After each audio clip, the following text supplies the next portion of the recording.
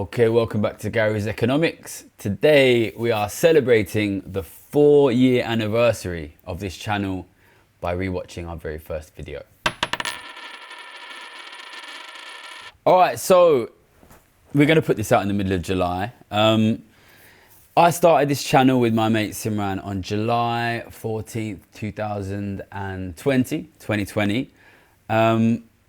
And one of the first video we did on the channel was basically a video which explained how the money being given out by governments during COVID was going to end up with the rich, how it was going to lead to a massive increase in inequality, and how it was going to cause a massive financial crisis. Back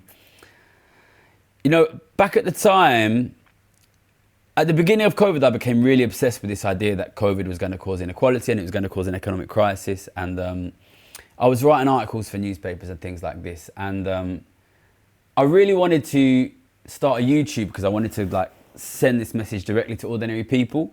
And I used to chat on my sort of school WhatsApp chat to my friends, I'm getting really pissed off writing for newspapers.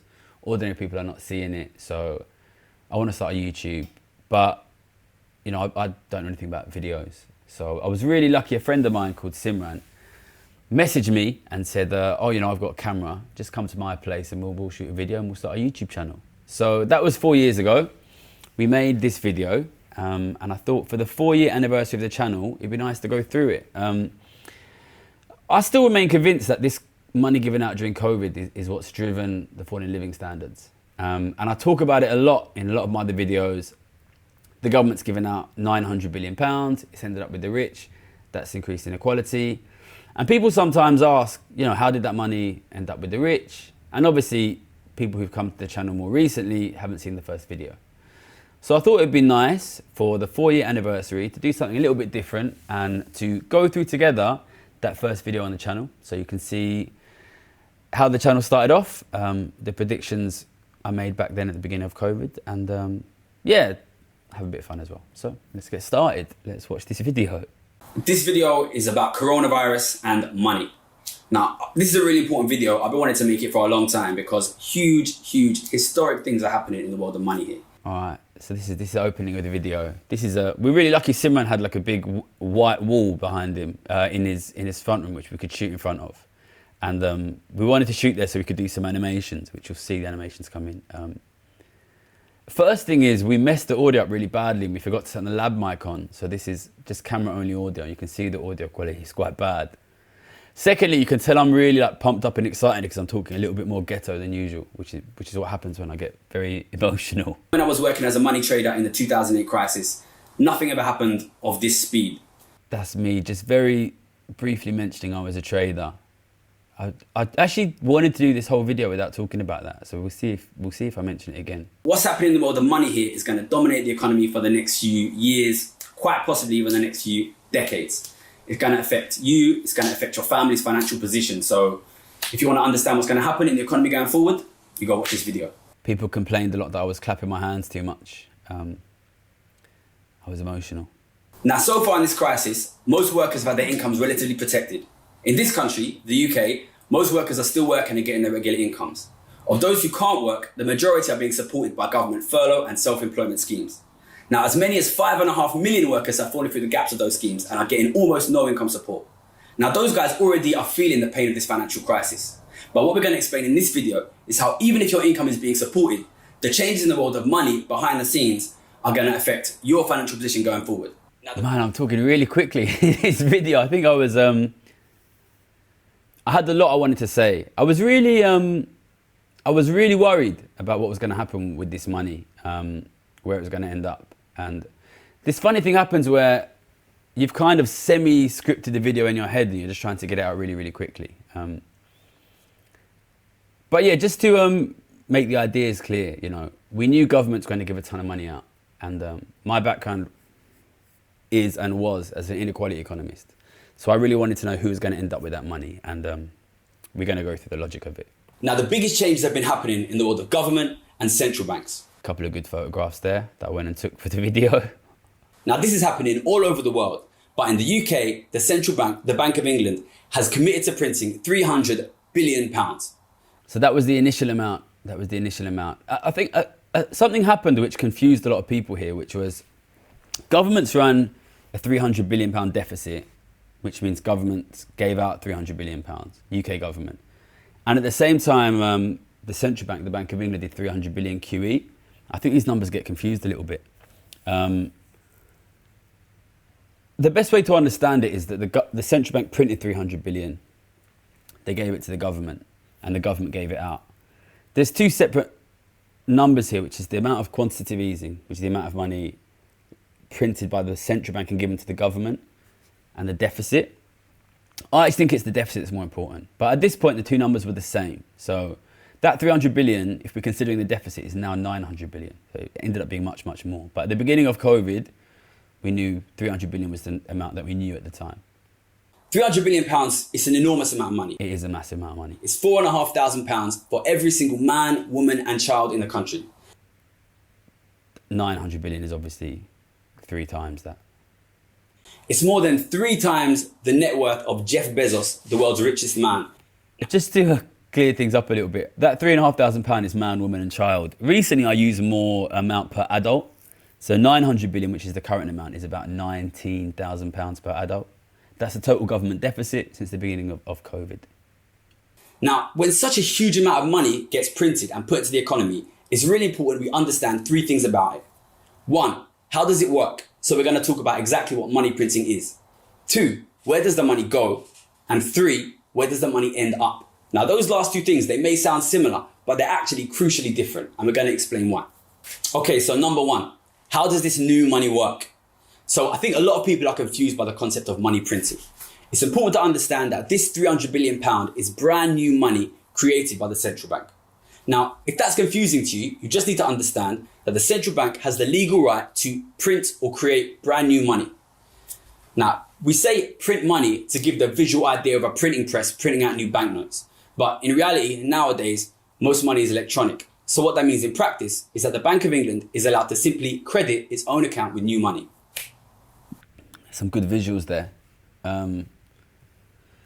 Again, this is slightly confusing idea here, which is first the central bank prints it, then the central bank lends it to government, then the government gives it out. Since this video, the picture has been complicated a little bit by the fact that government deficits now, so money which government gives out above and beyond taxation, is no longer funded by printing. So the initial COVID government deficits were essentially funded by printed money. But since then, it's largely been funded by borrowing money from the rich. In both cases, somebody gets richer. If I print money and give it to society, somebody gets richer. If I borrow money and give it to society, somebody gets richer as well. I think the best way to understand that is, imagine you have £100 and I borrow that £100 from you. So now I owe you £100. And then I give the £100 back to you, but not as a repayment of the debt, just as a gift. You now have the £100 and you're owed £100, so you get richer either way. So there's 2 kinds of government deficit here, which sometimes confuse people a bit. One is funded by central bank printing, one is funded by borrowing. But in both cases, the government gets poorer and somebody somewhere gets richer. And further in this video, we're going to discuss who it is who gets richer. Okay, so this is brand new money. It doesn't come from anyone. It's not raised through taxes. It's simply created by the Bank of England. When that money gets poured into the system, we need to understand who's going to get it. And the next question, where does it go? This is really good analysis by young Gary. I was amazed at the beginning of COVID. We knew enormous amounts of money were going to be poured into the economy by the government. We knew the government would be impoverished. We knew somebody would get richer. I was amazed, and I still am amazed today, how little discussion there was at the time and how little discussion there has been since of who has gotten richer as a result of those deficits. So young Gary is asking the right question. Now, most of this money is getting lent from the Bank of England to the government. Now, even though this is brand newly created money and the Bank of England is a government institution, the government still has to borrow it from the Bank of England. This creates a debt which legally the government has to pay back. We're still talking about that government debt today, obviously. It's affecting government spending. For this reason, government debt has increased hugely already in this crisis. And just recently, UK government debt has gone above 100% of GDP for the first time in over 50 years. That was partially because GDP fell because of COVID, but government debt is still much, much higher than it was before COVID. So what does the government then do with this money? Well, the government gives most of it to furloughed workers and other workers who can't get their income during the coronavirus crisis. This brings us to part 3. Where does the money end up? Now, we know the money is being paid to furloughed workers, but if we look at the actual situation of furloughed workers, they're actually receiving less income than they were before the crisis happened.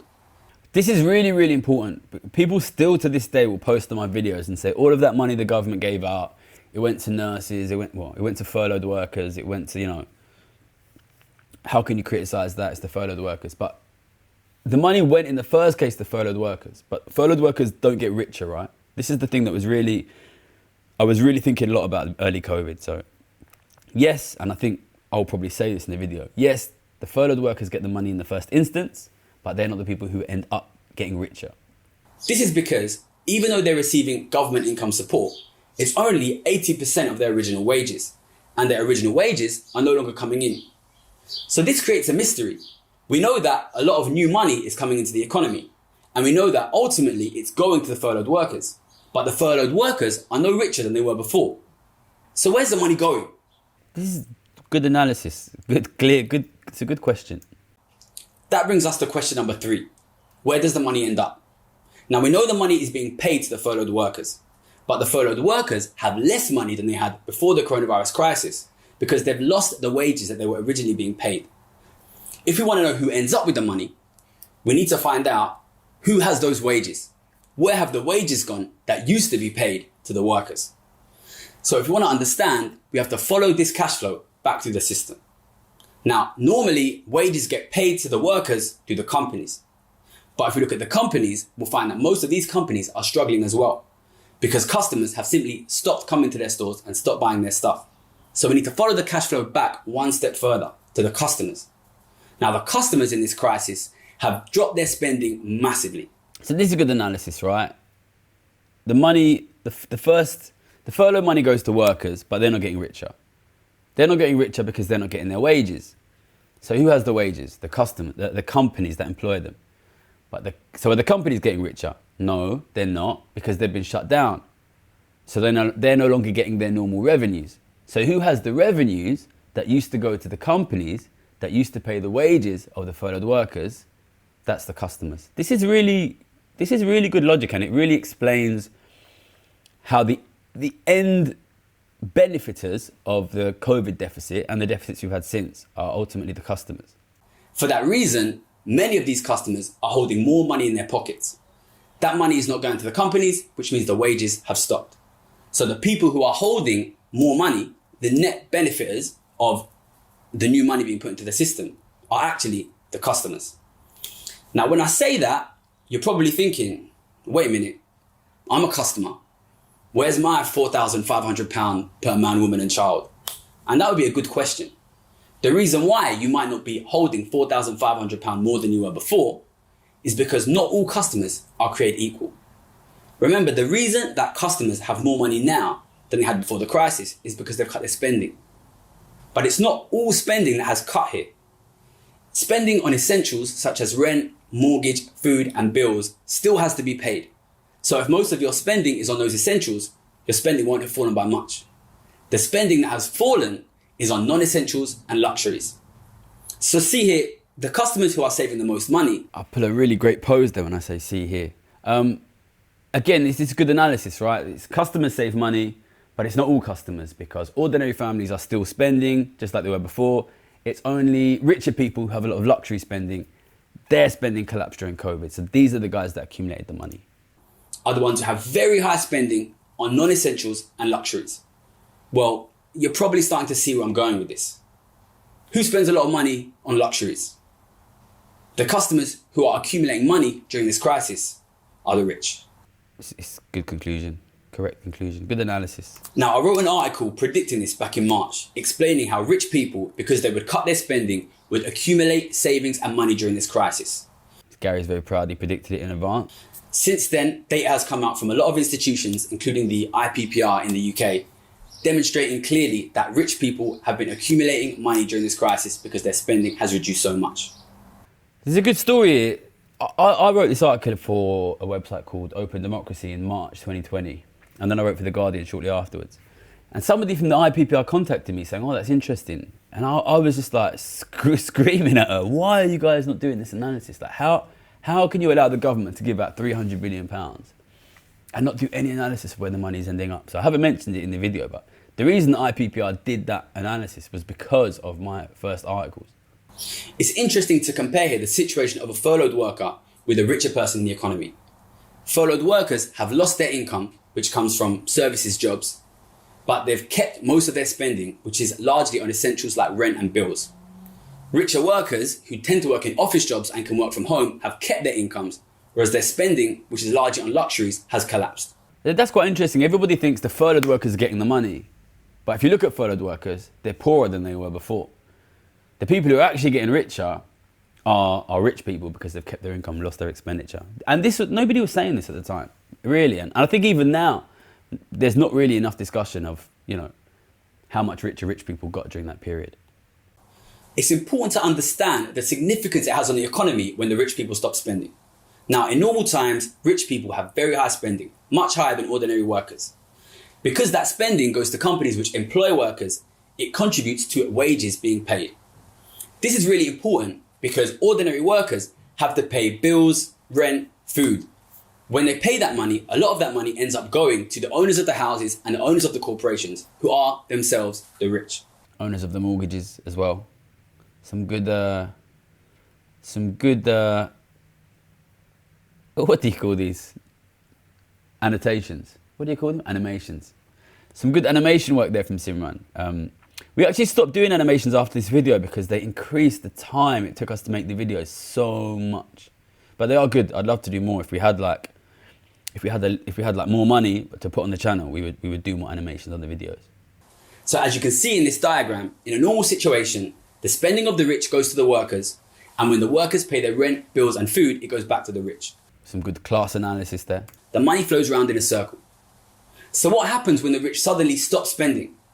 Well, that money was driving the wages for ordinary workers. Suddenly, the workers' wages have disappeared. But they still have to pay the rent, they still have to pay the mortgage, they still have to pay the bills. How are they going to do that with no income? It's a massive problem. And if nothing happens, some of these guys, they could become homeless, they could not even get food on the table. So it's no surprise that in this emergency situation, the government and the Bank of England stepped in with the furlough scheme. This provides a substitute income to ordinary workers who have lost their wages. It's important to realise that at this point, from the perspective of the worker, things actually look quite similar to how they did pre-crisis. They've got an income, they've got their expenditure. Their income's a little bit less, they have to save a little bit. But from their perspective, the situation is largely unchanged. But look at what is happening outside in the system. It's really interesting. You're an ordinary worker, you've lost your wage, but you're getting this money from the government. You just think everything's kind of the same. You've lost one income, you've gained another income. But the money, government money, is like flowing through workers to the rich, and government is just accumulating debt, and the rich are accumulating money. It's kind of like a massive money laundering scheme where like government is just money is funneled from the government to the rich through ordinary workers, and ordinary people didn't realise it was happening. Kind of crazy, really, and it was obvious once you did this analysis, and it's amazing nobody did it, that behind the scenes, inequality would be increasing enormously during that period. Previously, the money was going around in a circle. What's happening now? The money gets printed by the Bank of England. It goes to the worker. The worker pays their bills, it goes to the rich. And then, it just stays there. Because the rich are not spending their money anymore. I must have said the wrong word then. We tried to overdub it. It sounds ridiculous, but we did our best. That means money piles up with the rich and accumulates. And what happens with the government? They accumulate debt. This is such an important thing to understand. Such an important thing to understand. During COVID, the government accumulated an enormous amount of debt, and the rich have the income on the other side of that. I think we often talk about that debt as if it's just, like a kind of a conceptual evil. But the debt is owed to the rich. The government debt has increased in proportion to cash holdings by the rich. Okay, So we've learned that during the COVID crisis, most people's financial situation appears relatively unchanged. However, behind the scenes, the government is accumulating big piles of debt and the rich are accumulating big piles of money. The next question is, why does that matter? Well, the easier part of that question is to talk about why big government debt could affect you. Those of you who are old enough to remember 2008 will remember at that time too, government debt increased and the government came in and used that to enforce austerity. My favourite guys there, David Cameron, George Osborne. Now that impacted a lot of people. It had a lot of effects in many, many different ways. That could happen again if government debt increases again. It's a good prediction. It's a good prediction. Government debt has increased massively and now we're in a situation where, increasingly we're having austerity enforced upon us because the government basically gave a ton of money to rich people. Now, I'm not a politician. I'm not a political forecaster. I'm an economic forecaster. I can't tell you if austerity will happen again. It is happening again. But what I want to talk about is those big piles of money stacking up in rich people's bank accounts. This is a good question because everybody talks about the increase in government debt, but nobody ever talks about this massive increase in cash accumulation by the rich, which I actually think is arguably more important and more damaging. How's that going to affect you? So what does it mean if the rich get richer? I mean, if they just stack the money in their bank account, it's probably not a problem, right? Personally, I worked in the finance industry for a long time. I managed money for the rich. I got involved in understanding how they invest their money. Through that, I made some money myself. I got involved in investing myself. I know a little bit about what the rich do when money starts piling up in their bank account. So I did mention I was a trader. Number one, they buy houses. But it's not just houses they buy.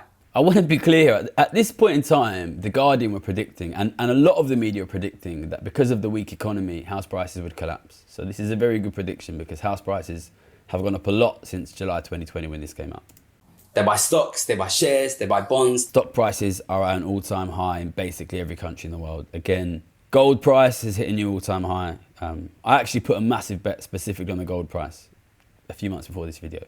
I bought gold at I think $14.70 or $14.60 dollars an ounce, and it's 2,300 now. It's gone up massively. What's that, like 60-70%? To be honest, they buy everything. Now, let's look at what happened last time the government used money printing to solve a financial crisis. We can look back to the 2008 crisis. In many ways, that was similar. That time too, the Bank of England printed a huge amount of money to try and deal with an economic crisis. What happened then? Well, within 6 years, stock prices in London had doubled. That's happened again. Within 3 years, the gold price was up 150%. It's not quite 150, but it's gone up, what, in pounds, maybe 70-80%. These are very good predictions and very monetizable predictions, It's not easy to do that. And within 10 years of the crisis, London house prices had doubled. That will happen again. What does that mean? Well, in the 20 years since 2000, through that period of crisis and rising house prices, the percentage of young people who've been able to afford a home in this country has fallen from 65 to 27%. That will continue to fall, definitely. What will it mean if house prices double again? It will mean that realistically, people who are from a family that doesn't have a home now will probably never own housing. Oh, this is obviously continuing to happen. It means that those people will be locked out of the housing market forever. It means that young people will find it more difficult to get the security of a home to raise a family. And at the same time as that's happening, stock prices are going to go up, gold prices are going to go up, the rich are going to get richer than ever before. I don't want to big myself up too much here, but nobody was saying these things at the time, and this is a succession of extremely accurate predictions made 4 years ago. But it's not just stocks and shares and housing that these guys are going to buy. They'll be in the shops too, and they'll have a lot more money to push those prices up. I don't think I need to comment on the accuracy of that prediction. It's very likely that over the next few years, we're going to see the prices of a lot of things increase. He's pretty good. He's pretty good, this guy. At the same time, what's going to happen to wages? Well, we've already seen the unemployment rate double in this country. This is the first prediction, I've watched this before. This is the only prediction which was not really accurate in this video, and we'll talk about it.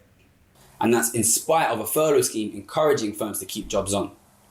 There's currently 9 million workers on that furlough scheme.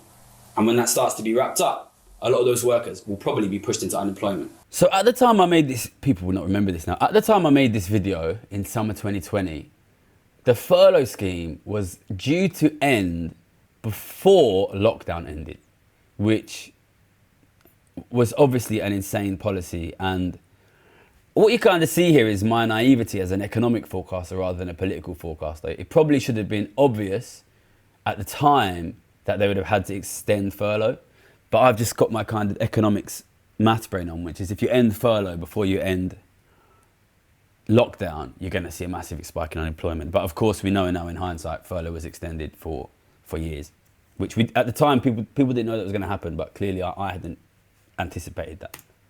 With unemployment going up and up and up, it's very likely that just as house prices and prices in the shops are rising, wages will stay low. But I mean, that's pretty consistent. You know, wages have definitely not kept track with shop prices or house prices. That's definitely correct. Okay, so what can we do? We know that under the current situation, the rich are going to get richer while wages fall, house prices rise, and shop prices increase. It's going to make housing unaffordable, and it's going to drop living conditions for regular people. It's bad grammar, drop living conditions. It's a big problem of mine, bad grammar. Well, personally, I think that it can. If you go back and look at this slide explaining the problem, we can see what's happening. Money currently is flowing from the government to the rich, leaving the government with big piles of debt and the rich with big piles of money. We can actually fix this with one simple arrow on this diagram. If we start money moving back around the system, away from the rich, no more cash piles for the rich, no more debt for the government. In my opinion, we need to find ways to tax the truly rich in our society by taxing wealth rather than just income. It's good analysis, and it's amazing fewer people are making this point. You know, in the last 5 years, the wealth of the richest has exploded, government debt has exploded, as a pretty obvious result of these furlough and these COVID policies. You can reverse that if you tax the rich. You know, it's amazing that we don't do it. And here you see me just trying to make clear, when I say we tax the rich, we're not talking about necessarily high wage earners, we're talking about extremely wealthy families, which is something I continue to say to this day. This will draw money from the wealthiest people in our society, the people who get their income from owning assets rather than working. Ultimately, we need to find a way to make the richest in our society contribute to fixing this crisis rather than simply profiting from it. Otherwise, financial security is going to move out of the reach of our kids. Thank you for watching. This is a message which is really important to me. If you think it's important too, share it with your friends, share it with your family. If you want to know more about me, you can see my Twitter and my website in the description. Come back here for more videos. Okay, thanks again. Me trying to figure out what to say at the end of the video. You know, it's a really good video. I'm glad we've gone through it, because I know, obviously at the time we made this video, it was the first video on the channel, so obviously we didn't have no followers. We probably got like a couple of thousand views, which was mainly our friends and our friends of friends. We got 60,000 views on it now, but obviously the channel's grown massively, especially in the last sort of 6 months, and a lot of new people won't have seen it. So you know, my background is an inequality economist, and I made a lot of money betting that inequality will damage living standards. In the last 5 years, we've seen the biggest and fastest increase in inequality in the history of the Western world. And I believe it's driving living standards down.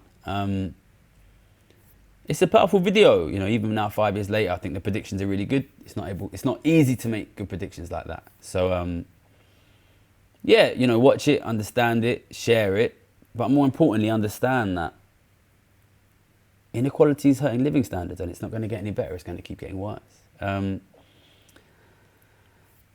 Hopefully our videos have gotten a little bit better in terms of professionality in that time, although maybe some people question that. But more than anything, the channel's grown a lot, and we're really reaching a lot of people, and that's thanks to all the people who've been watching all of these 4 years. Unfortunately, inequality has continued to get worse and worse, and it's not gotten any better. But thanks to the work of people like you who've been watching throughout the years, we managed to educate more and more people that it's a problem. And hopefully, if we keep teaching people, we can eventually reach the politicians and we can force them to reverse this growth inequality. And if we do that, then we can improve living standards and we can stop seeing this dreadful increase in poverty. I want it to change. I've been doing it for 4 years now. I'm going to keep doing it, and thanks for your support, and let's try and make things better. Tax the rich, reduce inequality, save the future. Thank you.